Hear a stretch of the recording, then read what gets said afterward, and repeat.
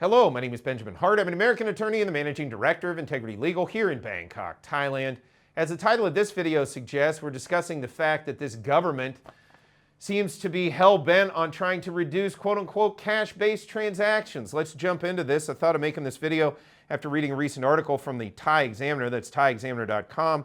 Article is titled, "Huge Economic Change as Reverse Tax Plan is Being Pushed by the Phua Thai Government as it Battles On." I love how that, this hyperbole about, they're not battling on. They're barely holding on with a very brittle, small coalition. And I would argue, depending on whatever comes before Parliament, they probably don't have a majority.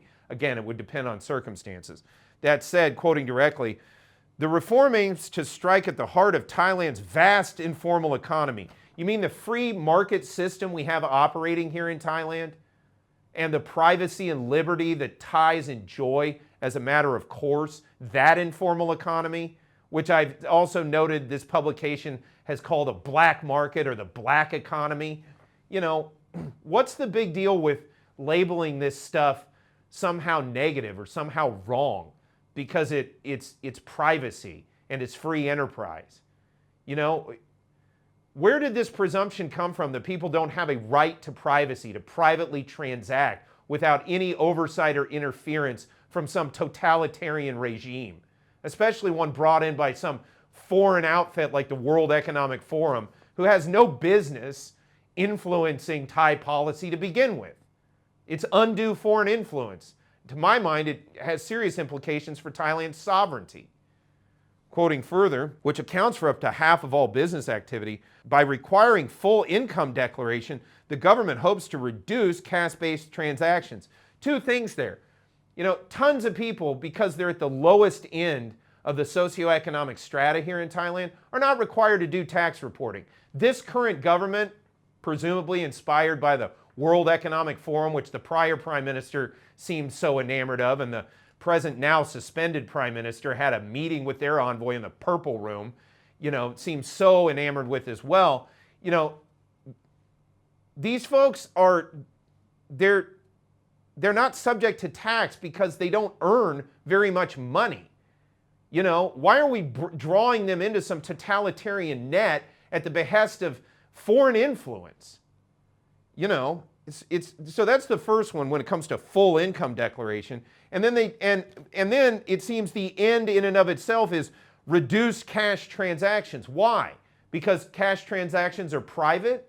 Because the government doesn't get to nose around and be a nanny minder about what we're all doing and doesn't get to tax every little thing that these poor and middle class Thais are making to just earn their living?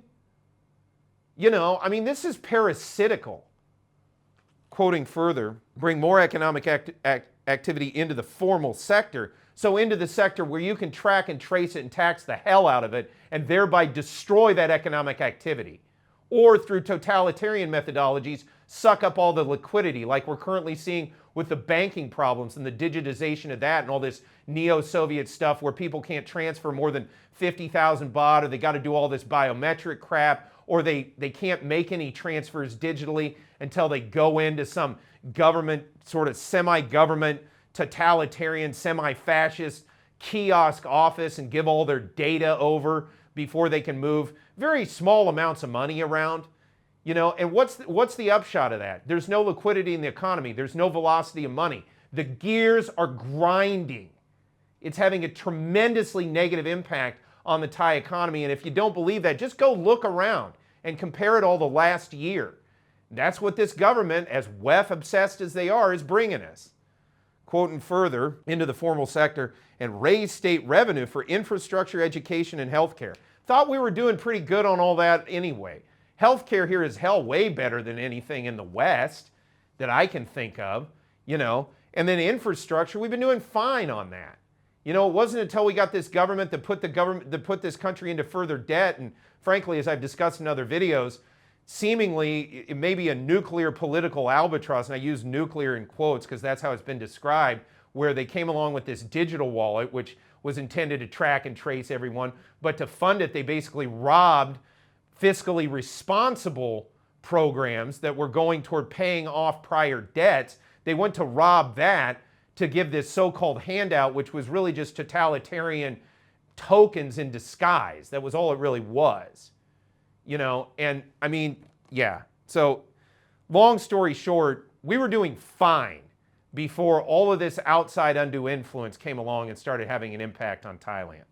That said, quoting furthermore, the changes come amid growing fiscal strain. The government revenues are falling. Well, that's what happens when you shut down an economy for 3 years, which is what happened again at the behest of undue foreign influence when we saw places like the WHO, run by a true communist, Tedros, impose all of this pandemic nonsense that turned out to really be nonsense. At the very least, it was an over-exaggeration of a quite innocuous, maybe you could call it a little bit more virulent cold and flu season is the terminology we would have used in the past.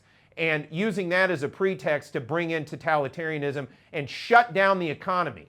The revenue departments of the world have a problem with the fact that their revenues are down. Well, you can't shut people down for 3 years and then expect them to be able to pay at the levels that they paid before. And also, you have to take into account all the businesses that died during that shutdown. That's the ramifications of what we're seeing now. It was government overreach that got us into this, and government overreach will only make it worse. It will not get us out. Quoting further, and this year marks the first in recent memory without a budget increase. Well, darn it. Hey, again, you shut down the economy for 3 years. In the aftermath of that, there will be consequences.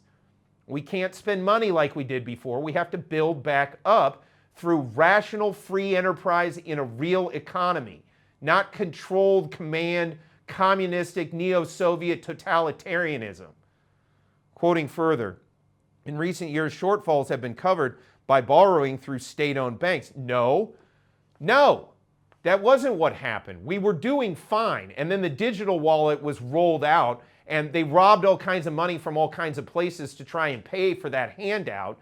And the result of it is now we've got budget shortfalls. I did the videos at the time. I'm on the record talking about it.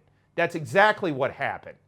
Quoting further, a practice critics warn is unsustainable. Yeah, it is unsustainable. It never should have happened in the first place, and it happened for the exact kind of WEF nonsense that we're yet again seeing in trying to roll out this broad, very, very anti-free market, very, very detrimental on the poor program that's trying to be rolled out now to try and tax and trace everybody, especially at the lowest ends of Thailand's economic strata.